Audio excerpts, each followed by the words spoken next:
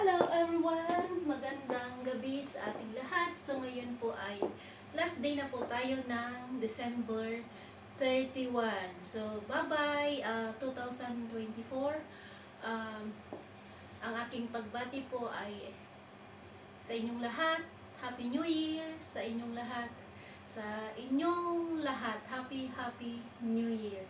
Maraming salamat Lord sa blessings upon blessings.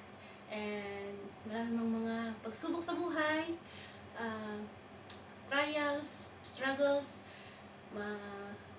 I'm thankful for all of these things na binigay mo Lord, kasi alam kong ang lahat ng iyon ay binibigay mo sa iyong mga anak to motivate herself. Motivate namin ang aming sarili. Diba? Maraming salamat Lord, and Happy New Year sa inyong lahat, sa ating lahat. Happy New Year. Happy New Year and God bless and love you all. Love you all. Happy New Year. Happy New Year.